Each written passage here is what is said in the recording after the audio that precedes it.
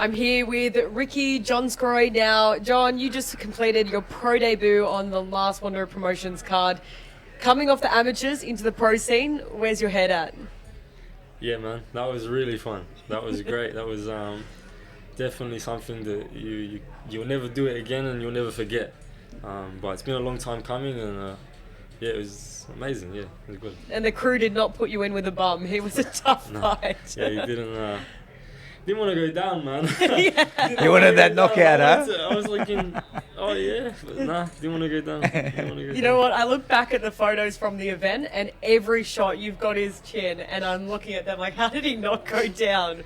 Respect to that guy. I was more thinking about the body shots. I saw him with a couple of the body shots. Yeah. I heard it. I remember I was running across the room doing something, and I heard the crack from the body shot that he landed, and the guy's face was like this. How does that where does your head go from being an amateur to now in the pro scene?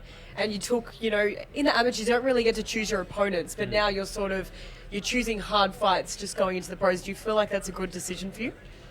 Yeah, it's I definitely feel like the pros is a bit more suited to me, or a bit more enjoyable. Definitely more enjoyable. The difference is it's the entertainment business, one, but two, you can hurt people. You can finish people. You can hurt people. You smiled when you said that. You can kind of have your way a bit more. I feel like with the amateurs, it's a lot more of a criteria to how you have to fight, not necessarily as many styles or different styles. There's a criteria and you kind of got to stick to that. So whereas the pros is a bit more your own style, I feel.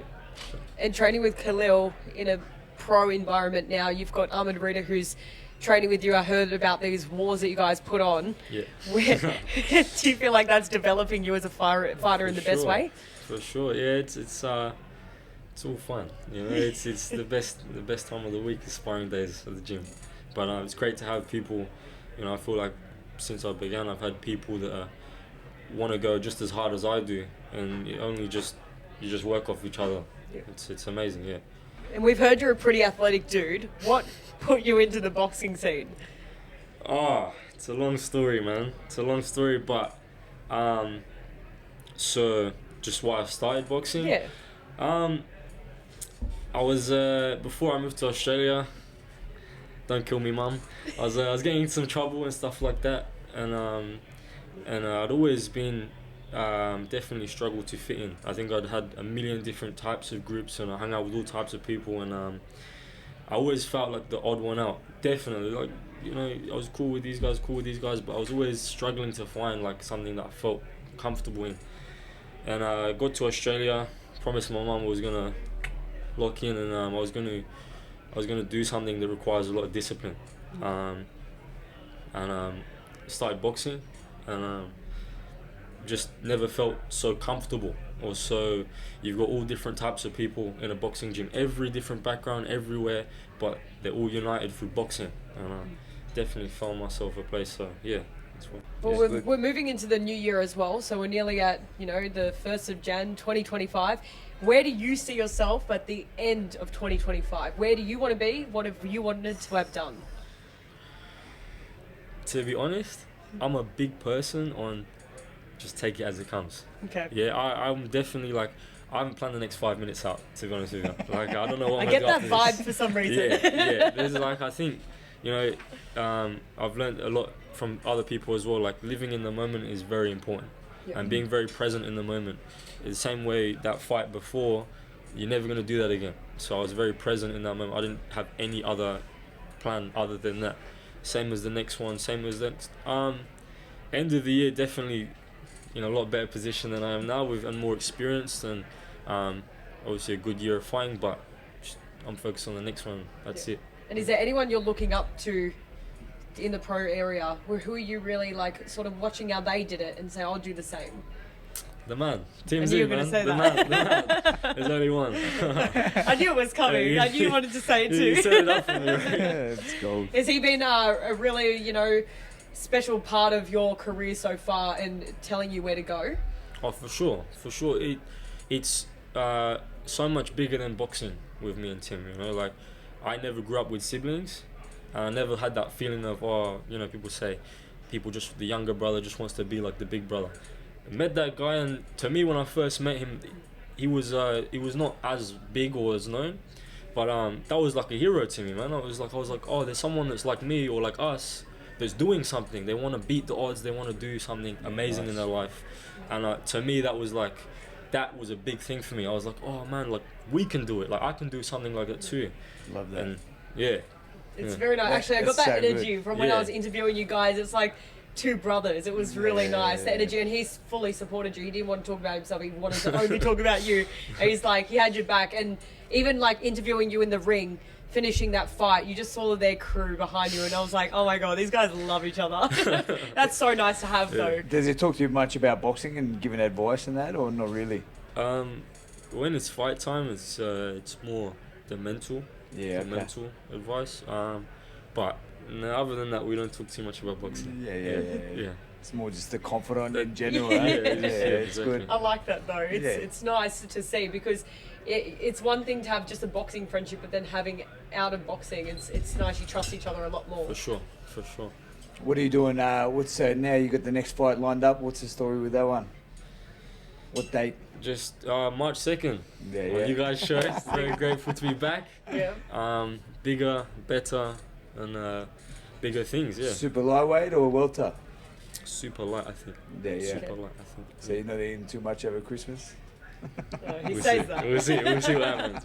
These guys, they can burn it off in 2 seconds. Oh, there's nothing worse than seeing guys that eat burgers and they've still got a six-pack. I'm like, cool. Yeah. You're fit. How old are you? 23. I just turned 23 a couple of weeks ago. And how old were you when you first started boxing? I first got to the gym when I was 16, 17. Yeah, well. Yeah. And that was at Zoo's gym? That was the Zoo gym, yeah. Yeah, amazing. That's good. And Ricky, as the promoter, you see Jon, an exciting up-and-coming boxer who's just turned pro on your show. How far do you see his career going in your eyes as a promoter? Well, I saw Jon a few years back. This was when I was fighting, and I went to Jesse's open day sparring at Legends Gym, and Jon was there sparring, and I think he only had 2 amateur fights then. And I went up to Khalil and I just said to him, I said, mate, who's that guy? I said, he's a gun. He's checking you out. Yeah. And I said, I want to spar him. and then you can see straight away, I saw a talent in him. The way he moved, the way his speed, and actually like his boxing skill. He didn't just fight. Like I think a big thing with Jon, a lot of Aussie fighters just go out and punch on, whereas he actually uses his brain. And you can see that in the way he moves. It's not just, it's calculated. He actually takes down. When he's in the ring, he's observing what the other fighter's doing, taking notes, and then they're making the guy pay later. And I think that's, as a promoter or even as a fighter or as a coach, you look for that in fighters and think, okay, this guy's got it, and he definitely has something. Like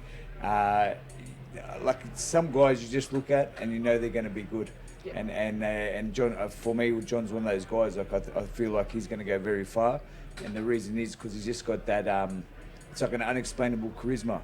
And when you fight, like some guys, or other people I was talking to in the audience, they're big in other industries, and they said to me, they said, who was that guy that fought first? He's a gun, and I'm like, yeah, he's good.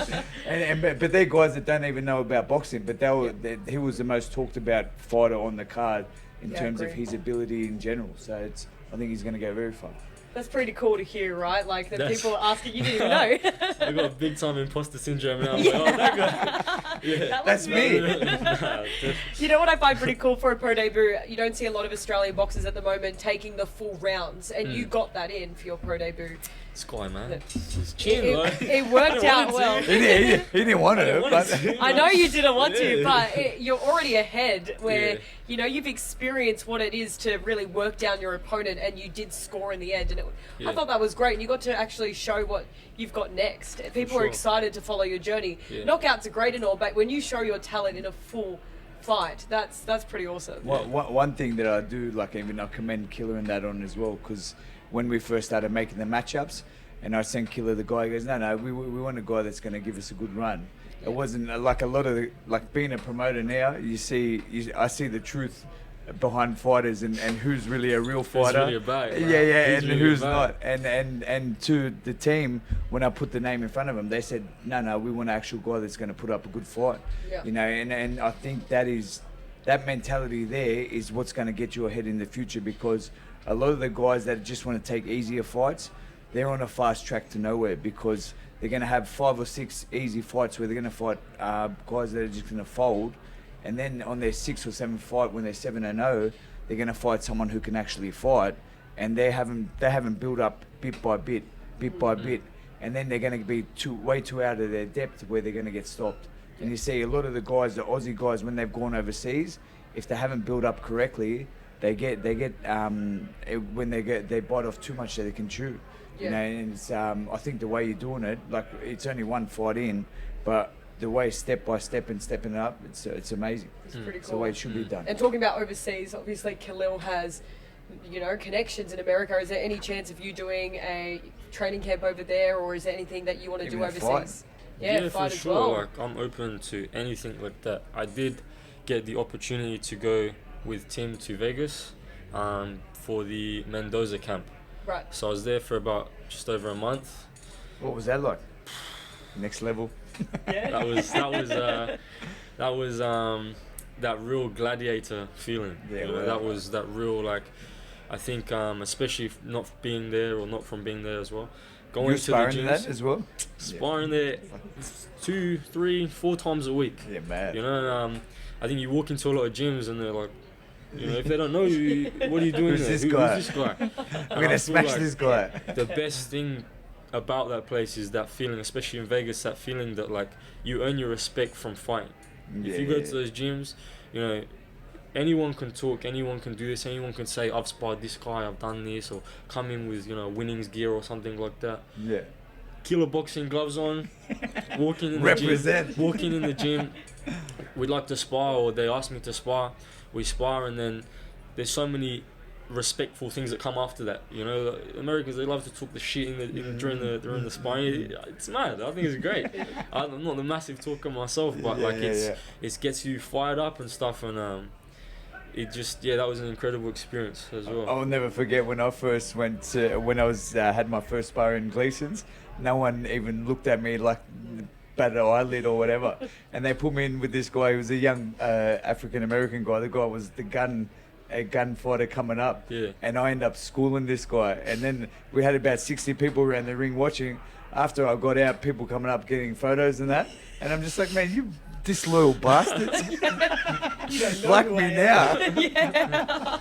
But it's true, they respect it, you know what I mean? It's exactly that. Like, I think that was what I enjoyed the most, is that real thing of, like, that feeling of, like, I'll fight you, you fight me, we spar, after is cool, but it's like, oh, this kid's okay, like, let's go again. It's that constant test. There's not really, like, too much. You can't hide in a boxing ring.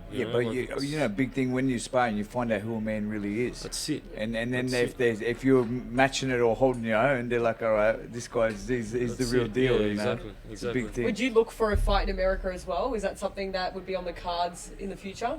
For sure, but, like, I don't want to get ahead of myself either as well. Yep. Like, at the same time, we got March the 2nd. Yep. That's it. Till March the 2nd's done, that's your challenge. I couldn't care what's happening March 3rd. Yeah. But until March 2nd comes, I'm right there, Very focused, very driven. That's it. And what type of sparring partners are you working with at the moment? You don't have to say who, but what's the type of, style that you're sort of preparing with? All types. All types of sparring. Whoever can spar, and we can have a good time sparring. That's it. Like, Let's dance. It's the way he smiles after he says he wants to hurt someone. He just gets his grin. Like, that's proper crazy vibes. I love it. No, like, it's I've had one fight. Yeah. I'll forever be a student of the game, but I'm like a little goldfish in the ocean now. Yeah. The amateurs, I felt a bit more like a koi fish in a pond. But, like, now I'm a goldfish in the ocean. Like, you really know your fish. It's a good analogy. I like it. No, Soon as you turn into a shark, don't worry about that. Yeah, exactly. So there's so much to learn. There's so much more out there. So there's nothing that I feel like, any type of style you can rumble, let's jump in the jungle. Yeah. Nice. No, I like that. He's I got like the that a gift lot. of the gab too. I like it. I'm trying to work out what type of fighter you're going to be personality-wise. What are you going to give to the media? What do you think you're going to give to the media? Because everyone's got that personality. They've got to sell the fight and the personality behind it. I got no clue. Yeah, I can't work it out either. You know, I'm trying to work just it take out. it as it comes. That's Yeah, how it is. I reckon that's your vibe. Yeah, that's pretty much it. Dude. You're still confused. You're like, oh yeah. Yeah. All right, let's talk a bit of crap about Killer. What does he do in the gym, Khalil, that you're like, coach, no? Like, Tries to kill me, man. Yeah. Tries to kill me. You mean there's no easy day? There's no easy day. There's no nothing. Like it's What's your normal routine like? Training that? death. Yeah. I gotta write my will out before every session, man. Like that. even now I'm sore, really sore. And he said to me, "Oh yeah, after this we'll go do strength and conditioning." Yeah. I was like, "What about yesterday? What are we? You're dying."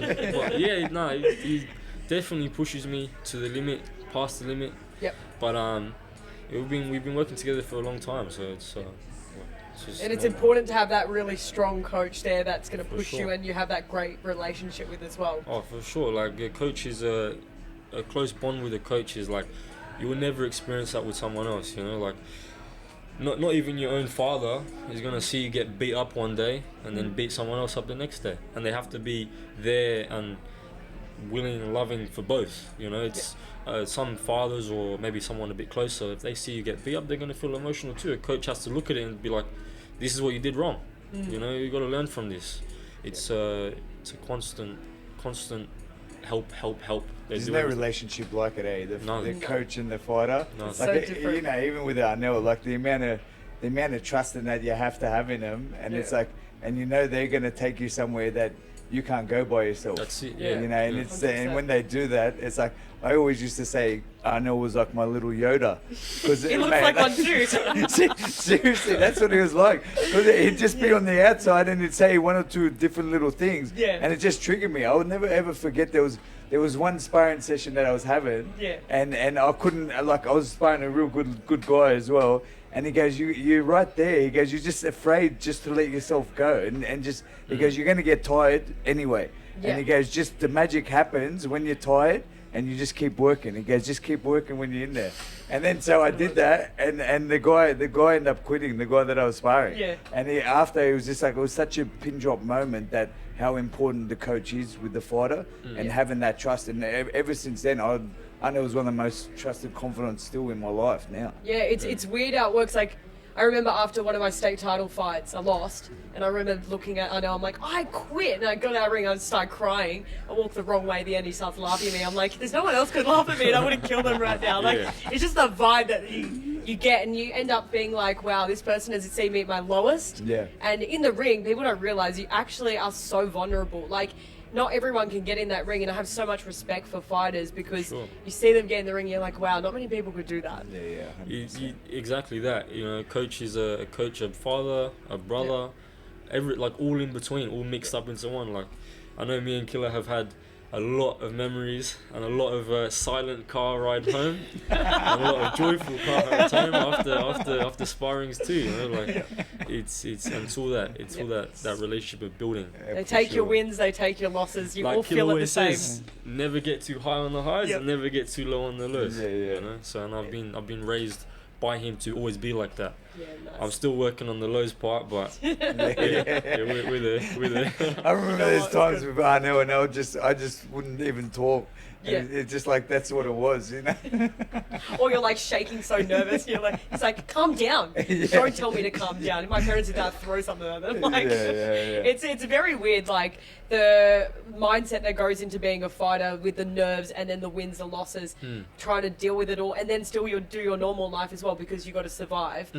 It's such a it is. hard balance to have, and even being a pro, like I couldn't imagine turning pro, but the vibes walking into that ring, seeing that, you know, you've made this step to become pro. You have to prove yourself now, not to just you, but to everyone around you. It's a crazy experience. I don't know, like it's a hard balance, but in my opinion, I think it's the perfect balance, because I think everything that I've gone through and that people go through is in boxing and to a high level, it's like you deal with the hardship and the struggles within there. A lot of people say, you know, like it's a big pressure for boxing. It's a big pressure to jump in the ring. It's a big pressure, but it's a privilege. You know, like I feel like from growing up from very young and stuff like that, pressure is when your parents can't afford to pay a bill, or your parents, that's pressure. Pressure, you can't do this, or pressure, you can't pay that, you can't look 100%. after a kid, you can't do this. And I've been blessed with my parents always did everything to make sure it was possible. But it's pressure. And it's like, that's why for boxing, for me, I put I make my biggest pressures in boxing, so that my life and stuff like that, if there's a problem, I've been through that before. I've been through that struggly feeling, so that anxiety, and it's easier to deal with. So Yeah, it's amazing. Nice. What do you think the biggest thing that boxing has given you? The biggest what, sorry? Biggest thing, like in life? Yeah, everything. To be honest with you, everything. The reason I'm here, the reason everything has happened to me, is from boxing. You know, I moved to Australia, like I said, with a different type of mindset, and I wasn't really sure on the type of man I wanted to be. I was still very young, but I wasn't really sure with my identity who I was. Yeah, sure. Boxing is definitely something that has given me the inspiration, and I kind of know who I am, and I'm still learning who I want to be, but I have like my mind on this goal and like the man that I want people to know me for as well. You feel like you're on a journey? For sure. Yeah. Yeah, big journey. Man, I love it. Even for me doing the promoting, I'm like, this is just a journey. Yeah. And it's like, I love it because when you step out on it, like the doors that open, like you wouldn't picture it 6 months ago, you wouldn't picture yourself doing the podcast or anything like that. You know what I mean? I'm still working on it, man. It's a spin out. Yeah. I remember at the press conference, I'm like, you're going to do an interview? He goes, an interview? Man, I hate public speaking. I'm like, fuck, I'm getting up and speaking. I'm like, what am I doing? I struggle speaking to people that I know. Yeah. You know, like, you know what I Me mean? too. You know what? I Me struggle too. speaking to people that I know. So this is That like, gives me so much joy. Now I'm smiling. it's easy work for you. Like, If I'm not in the mood, then I'm screwed. There was one time, and then you have to go show up and be smile. Hi, how are you? Like, forcing the fake I smile. can be in the best mood ever. It just doesn't It doesn't work. Doesn't work. So yeah, That's gold. You know what? You're a cool fighter to watch. You want to tag yourself, get people behind you, because sponsors are going to want to follow you. You're actually one of those fighters that you display a lot. You know, you're not just here just to fight. You've got you do have the personality behind it. I know you but you do, because you're enjoyable to talk to, and I know a lot of people will see that through the camera as well. So maybe give yourself a tag and explain. You know, 2025 is big for you. You've got March 22nd No, March coming up. 2nd. I knew I was going to get that wrong. March 2nd coming up. Yeah. You want to get everyone behind you for that one. yeah, man. I'm an average kid. I'm an average kid from a average point of life, but I want to do big things. For an average person from just substandard living, I want to just I want to show that we can do it. I can do it. You can do it. We can all do it, and beat the odds and do amazing things with just this and this. So, Jon Sgroi, that's me, man. That's me. Mad. I love it. Man, I truly think you're gonna go far, John, and just Appreciate keep it. doing keep humble, keep on that journey you're doing, keep putting the hard work with Killer in that, and I promise you're gonna go far. Perfect. Thank you. March 2nd, Wonder Promotions. Jon Sgroi back in action. Thanks, guys. Nice.